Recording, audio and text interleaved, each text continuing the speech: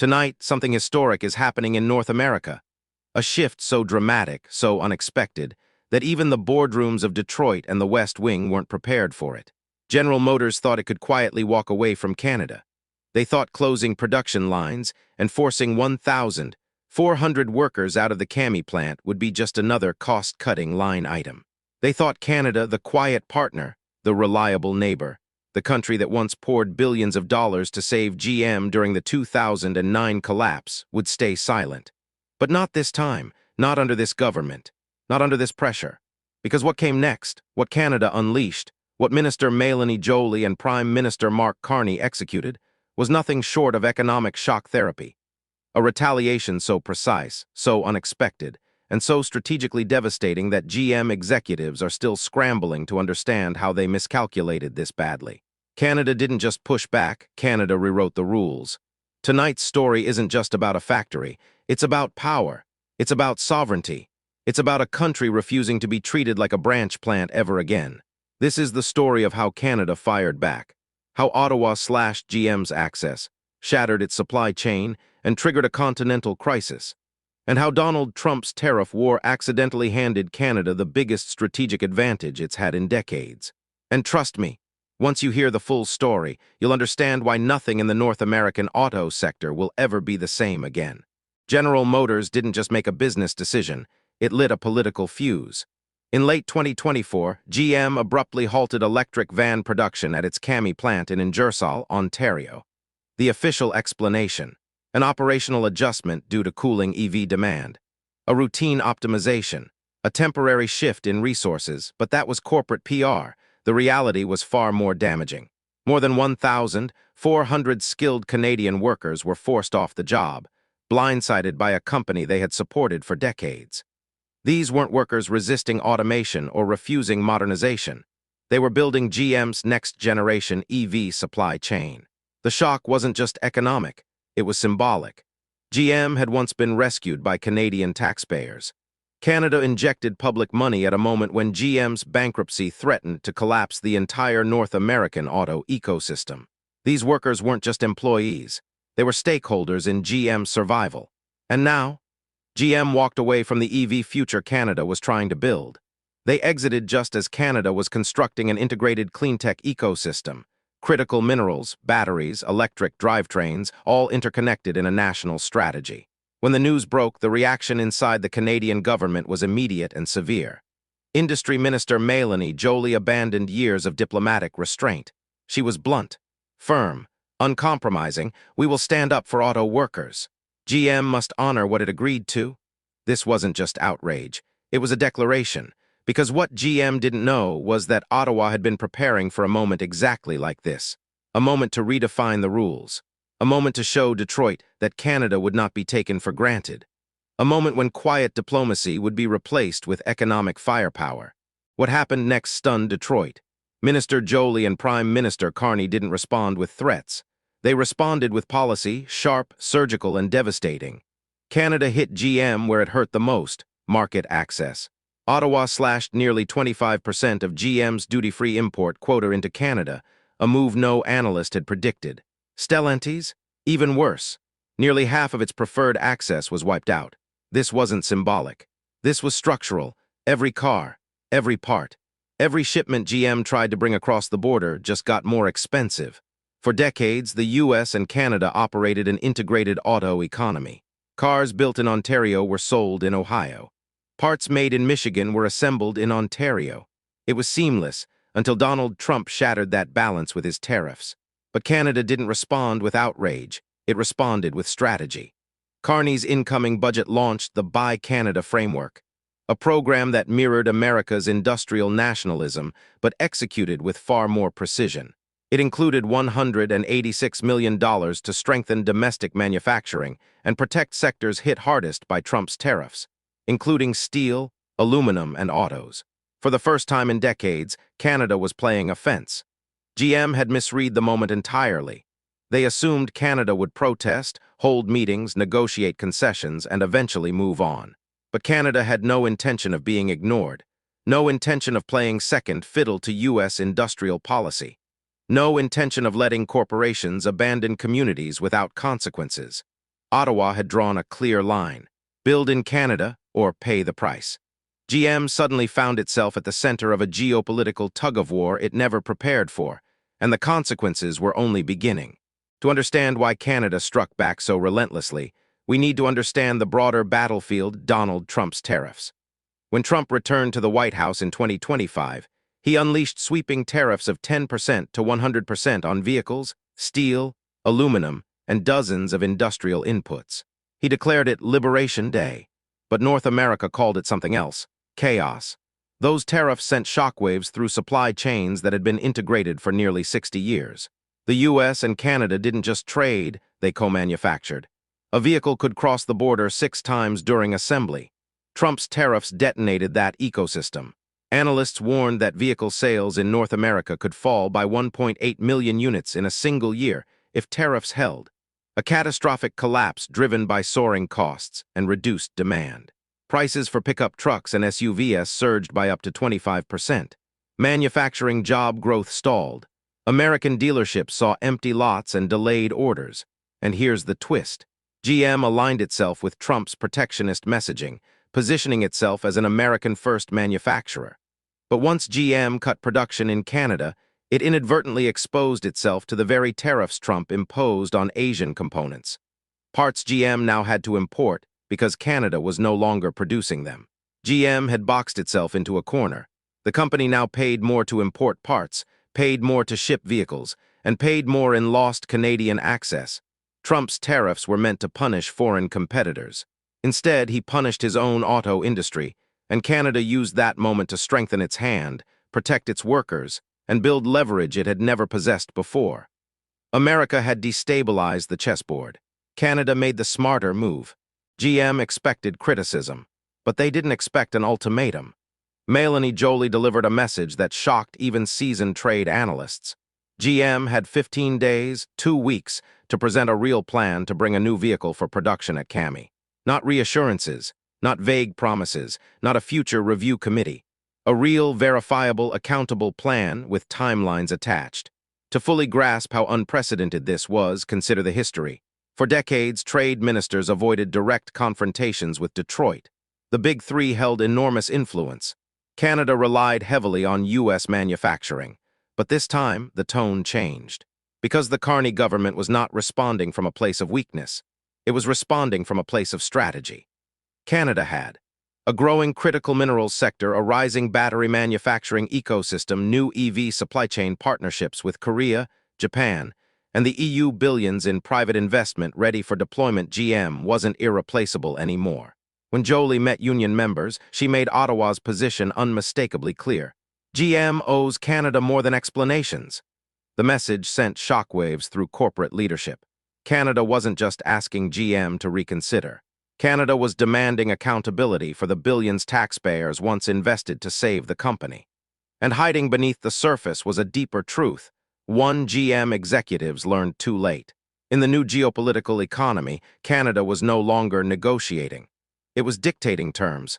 And if GM didn't comply, Canada was ready to let someone else take its place. Here's the irony. GM's decision to cut production in Canada didn't just hurt Canadians. It blew up in America's face. The CAMI plant wasn't isolated. It was a crucial link in GM's North American EV ecosystem. When GM shut it down, key components weren't produced, supply chains broke, cross-border assembly stalled, logistics systems collapsed, dealerships in Michigan and Ohio began reporting delivery delays stretching for weeks. Showroom lots emptied out, costs soared, customers walked away from purchases they could no longer justify. GM had assumed Canada's response would be mild. Instead, Ottawa weaponized import quotas, and GM's entire U.S. supply chain suffered. This created a domino effect. Fewer vehicles arrived in the U.S. manufacturing plants, faced shortages, dealers complained to Congress, consumers delayed purchases, shareholders panicked at precisely the time Trump promised a revival. The data was showing the opposite. North American output dropping by 20,000 vehicles per day, Ford and GM stocks falling, manufacturing job growth stalling for 3 straight months. Trump promised jobs would come roaring back. Instead, his tariff war, combined with GM's pullout, delivered skyrocketing prices, reduced production, fractured supply chains, and continental instability. The real punishment didn't land on Asia. It landed on American workers and consumers. And GM, the company that had once confidently navigated global supply chains, suddenly looked dangerously exposed. Canada wasn't just reacting. It was reshaping the entire North American auto landscape. This confrontation wasn't a one-off. It was part of a larger, deeply strategic blueprint. Prime Minister Mark Carney's first budget didn't read like a fiscal document. It read like a manifesto, a declaration of economic independence, integrating industrial policy with national security, innovation, and clean-tech leadership. Canada's new plan included a complete EV supply chain strategy, critical minerals development, battery hub expansion, domestic procurement preferences, incentives for EV and clean-tech, manufacturing the message. Canada would no longer behave like a branch plant economy.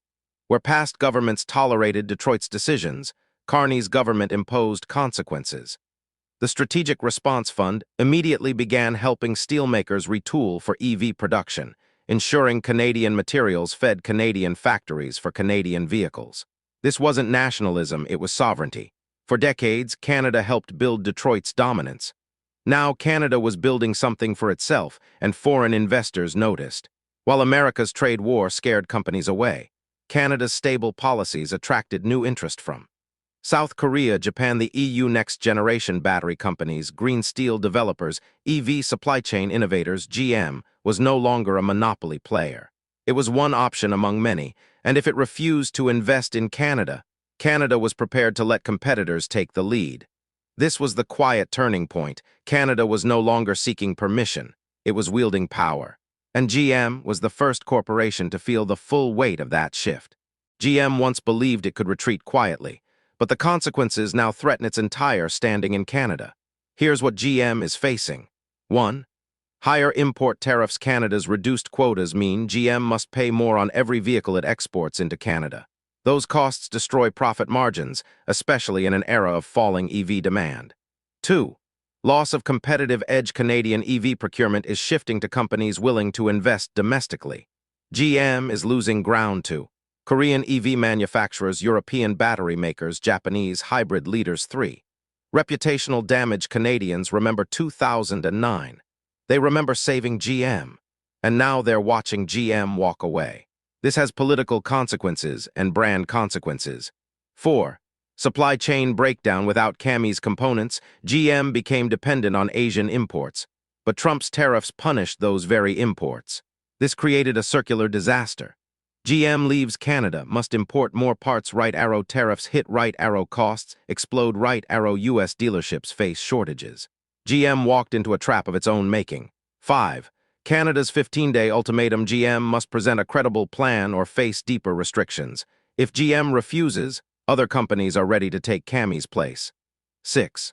Long-term market share risk. If Canada shifts future EV production contracts to competitors, GM could lose a generation of buyers. This is the critical moment. GM is either going to reinvest in Canada or watch its dominance evaporate. For the first time in decades, GM is no longer in control of the North American narrative. Canada is. This moment marks the end of an era. For decades, Canada's role was predictable: build vehicles, export to the U.S., adapt to Detroit's decisions. But not anymore. Trump's tariffs shattered the old world. GM's withdrawal sparked the turning point. Carney's strategy built the foundation for a new one. Now Canada is asserting economic sovereignty, designing independent supply chains, attracting global investment, rebuilding its manufacturing base, leveraging market access as a negotiating weapon. And the biggest shift: Canada no longer looks to Washington for direction. North America is becoming a three-player chess game. The U.S., Canada, and Mexico, each with distinct strategies, interests, and alliances. GM's mistake wasn't just leaving CAMI. GM failed to recognize that Canada is no longer the junior partner. Mélanie Joly's confrontation with GM wasn't a political performance. It was a declaration of a new industrial philosophy. If you want access to Canada's market, you must contribute to Canada's economy. This simple rule changes everything.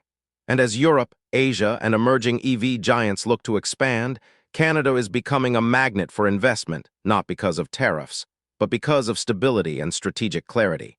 GM's crisis is only the first chapter. The real story is Canada's rise.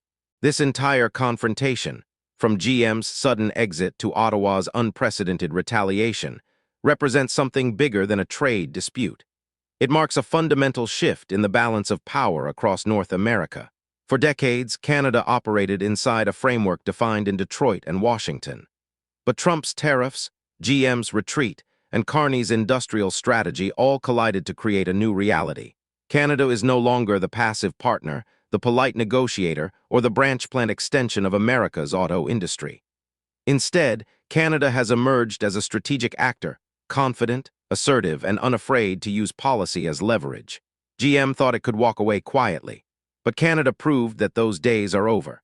With the 25% quota cuts, with the 15-day ultimatum, and with a national industrial plan that stretches far beyond one plant in Ingersoll, Canada has shown it is willing to defend its workers, protect its supply chains, and build an economy that serves its strategic interests, not someone else's. And the consequences are continental. GM faces higher costs, broken supply chains, and a shrinking competitive edge. The U.S. is experiencing shortages, higher prices, and the fallout of its own tariff war. Canada is attracting new investment, strengthening its clean tech ecosystem, and rewriting the playbook for industrial power in the 21st century. What makes this moment historic is not just the confrontation, but the clarity it brings. Canada is no longer waiting for permission. It is shaping the future. This story matters today because it reveals the deeper truth about global manufacturing. Nations that protect their workers, invest in strategic industries, and act with confidence will lead the next era. Those that rely on outdated assumptions will fall behind. GM misread Canada. And now, Canada is defining the future of North American manufacturing. This isn't the end of the story. It's the beginning of a new chapter, one in which Canada plays a very different role on the continental stage. If you've stayed until the end, you're not just watching the news, you're following the transformation of a continent. This is Red Leaf Politics, where we break down the power plays shaping Canada's future, where every episode cuts through noise and exposes the strategy behind the headlines. So if you want more deep dive analysis, if you want the truth behind the politics, if you want to follow the rise of Canada's new economic era, then don't just like the video, support the mission. Hit like, comment, share, and subscribe, because the more voices we have, the louder Canada becomes. This is Red Leaf Politics, and the next chapter, we're already working on it.